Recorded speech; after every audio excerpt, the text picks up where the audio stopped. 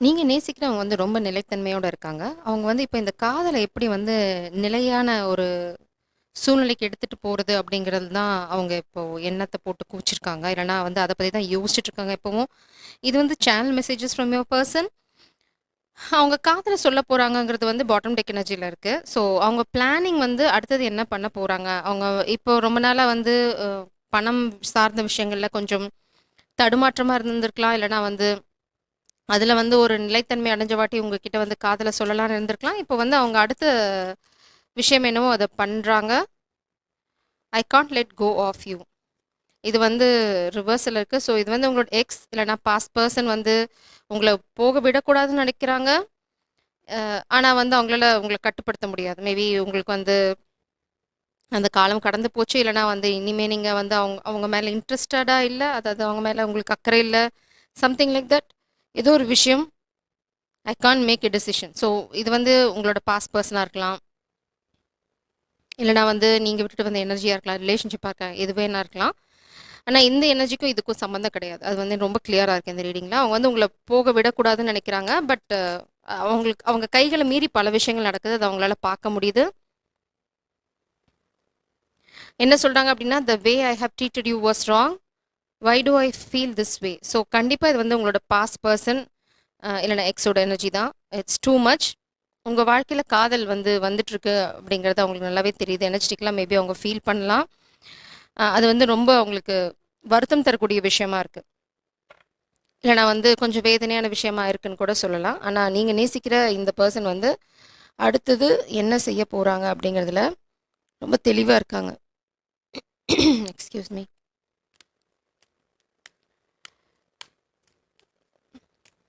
So நீங்க இப்ப தான் ஒரு பாஸ்ட் ரிலேஷன்ஷிப்லேருந்து வெளியில வரீங்க. உங்களுக்கு குழப்பம் இருந்தது அப்படின்னா, குழப்பமே தேவையில்ல.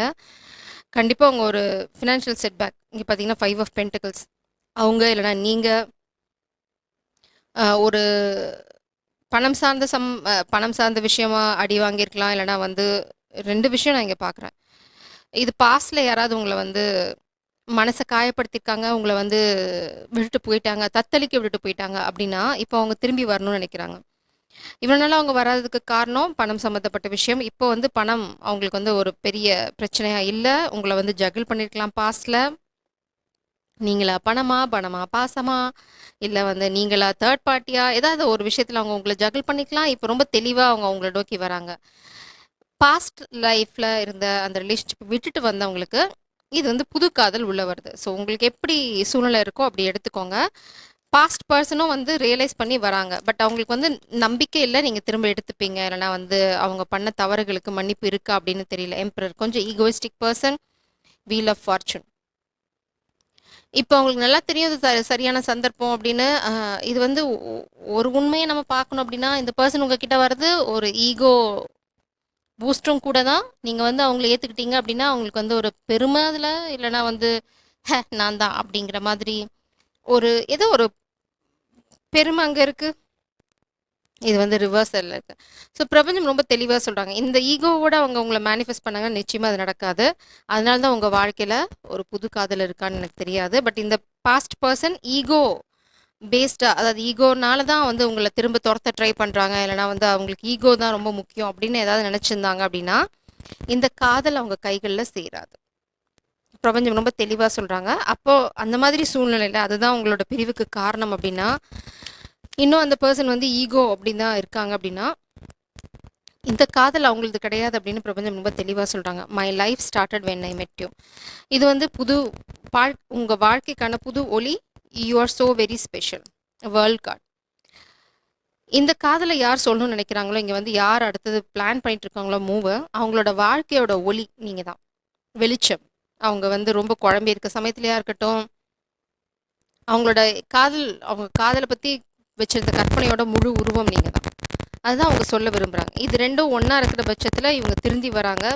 அப்படி இல்ல அப்படின்னா, இது புது காதல். ஸோ உங்களுக்கு எப்படி அது பொருந்துதோ அப்படி எடுத்துக்கோங்க. புது காதல்ங்கிற பட்சத்துல அவங்க ரொம்ப தெளிவா இருக்காங்க. நீங்க தான் அவங்க உலகம். உங்கள பார்த்ததுக்கு அப்புறம் அவங்க வாழ்க்கை மாறி போச்சு. இந்த மாதிரி நெறைய விஷயங்கள் அவங்க வாழ்க்கையில இப்ப நடந்துட்டு இருக்கு. இன்னொரு விஷயம் நம்ம என்ன பார்க்க போறோம்னா, இந்த பாஸ்ட் பெர்சன் வராங்க அப்படின்னா, அவங்களோட உண்மை என்ன என்ன ஓ மை காட்! அதுதான் நான் சொல்ல வந்தேன். பிரபஞ்சம் வந்து ரொம்ப சிரமப்படாத நானே கொட்டிடுறேன் அப்படின்னு கொட்டிட்டாங்க. இவ்ளோ கொட்டுவாங்கன்னு எதிர்பார்க்கல. Ah oh! I slept with your friend it's a secret. இந்த பாஸ்ட் பெர்சன் வந்து பார்த்தீங்க அப்படின்னா, நல்லவங்க இல்ல. பிரபஞ்சம் எடுத்தோனே குட்ட உடைச்சுட்டாங்க. அதனால இவன நம்பி போனேன்னா, உன் கதை கந்தல் அப்படின்றாங்க. I do spell work to manipulate your energy. இந்த பர்சன் வந்து சுத்தமா நல்லவங்க கிடையாது. உங்க ஃப்ரெண்ட் யாரோடையோ அவங்க இருந்திருக்காங்க. ஃபிசிக்கல் ரிலேஷன்ஷிப்ல. அடுத்தது வந்து என்னன்னா ஸ்பெல் ஒர்க் பண்றாங்க. உங்கள வந்து இந்த காதல் கிட்ட இருந்து பிரிக்கிறதுக்கு. I cheated on you but pretended like loyal. அதுதான் உங்க ஃப்ரெண்டு கிட்ட இருந்ததை வந்து அவங்க 2 பேருமே மறைச்சிருக்காங்க. பட் உங்களுக்கு தெரிய வரும். அதனால தான் பிரபஞ்சம் சொல்றாங்க, இந்த காதல் உனக்கு இல்ல. நீ தான் ஏற்கனவே கவுத்துட்டிய அந்த கப்பல் அப்படின்றாங்க. ஸோ இவங்க வந்து நடிக்கலாம். அதனால தான் பிரபஞ்சம் உங்களை வந்து வார்ன் பண்றாங்க. I manipulate others to make them believe you are mind. இது வந்து எப்படின்னா, பார்க்குறவங்க கிட்டலாம் நீங்கள் வந்து இன்னும் ரிலேஷன்ஷிப்பில் இருக்கீங்க, உங்களுக்கு இது மாதிரி ரிலேஷன்ஷிப்லாம் எதுவும் இல்லை, ஈகோ. நான் அதான் தான் சொன்னேன், இந்த ஈகோ இருக்கிற வரைக்கும் இந்த பர்சனுக்கு எந்த காதலுமே சாத்தியம் இல்லை. இந்த காதல் இனிமேல் சாத்தியமே இல்லை. ஏன்னா he slept with your friend. ஹீன்னு சொல்கிறேன், ஏன்னா emperor energy. You are my only true love, I miss you. இப்போ வந்து அவங்க ரியலைஸ் பண்ணலாம், இல்லைனா வந்து இது உங்களோட டிவைன் கவுண்டர் பார்ட்டோட energy. You are only true love. I know I am very egoistic. நான் சொல்லலை, இப்போ தான் நான் சொல்லி முடித்தேன். இந்த பர்சனுக்கே தெரியும் அவங்களுக்கு நிறைய ஈகோ இருக்குது அப்படின்னு. பட் உங்ககிட்ட பொய் சொல்கிறாங்கன்னு உங்களுக்கு தெரியும். Why are you so special, why can't I move on. அதுதான் why do I feel this way. நான் என்னால் ஏன் உன்னை விட்டு விலகி போக முடியல. உங்கள் ஃப்ரெண்ட்ஸ் எல்லாம் தீர்ந்துருப்பாங்க நினைக்கிற லிஸ்ட்டில். யாராவது புது ஃப்ரெண்ட் இருந்தால் இன்ட்ரடியூஸ் பண்ணி வைங்க. I don't want you to be with any one else. சொல்லலை.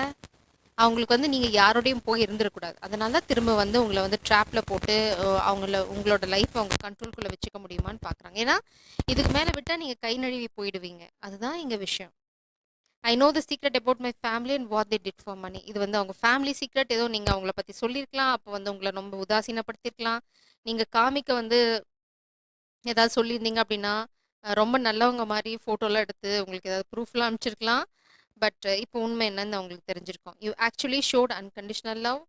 இப்போ உங்களுக்கு தெரியும். நீங்கள் சொன்னது, நீங்கள் உங்கள் வாழ்க்கையில் நீங்கள் கொடுத்ததும் சரி, அவங்க அவங்க வாழ்க்கையில் இருந்த ஒரு வரம் நீங்கள் அப்படின்னு ஒரு அன்கண்டிஷனல் லவ். ஏன்னா உங்களுக்கு எதிர்பார்ப்பு எதுவுமே இல்லை. நீங்கள் கொடுக்குற ஜாதி உங்களுக்கு எப்படி வாங்குறதுன்னு தெரியாது. அதனால தான் இந்த பர்சன் வந்து உங்களை ரொம்ப ரொம்ப சீப்பாக ட்ரீட் பண்ணியிருக்காங்க அவங்கள. அது ரொம்ப தெளிவாக இருக்குது. அதனால தான் பிரபஞ்சம் சொல்கிறாங்க, எங்கே திரும்ப போகிற அப்படின்றாங்க. ஸ்பெல் ஒர்க் பண்ணுறியா, நாங்கள் அதை பார்த்துக்குறோம், யூஆர் நாட் அலோட் அப்படின்றாங்க. அவங்கள வந்து திரும்ப உங்ககிட்ட வர்றதுக்கு அனுமதி கிடையாது. பிரபஞ்சத்துக்கிட்ட இருந்து அவங்களுக்கு நிச்சயமாக அனுமதி கிடையாது. ஏன்னா வந்து நிறைய உங்களுக்கு பின்னாடி பண்ணியிருக்காங்க. உங்கள் ஃப்ரெண்ட் லிஸ்ட்டில் எத்தனை பேர் இருக்காங்கன்னு கவுண்ட் பண்ணுங்க. So be careful. புது ஃப்ரெண்ட்ஸ்லாம் யாராக இருந்தால் இன்ட்ரடியூஸ் பண்ணுறதும் பண்ணாதும் உங்களோட இஷ்டம்.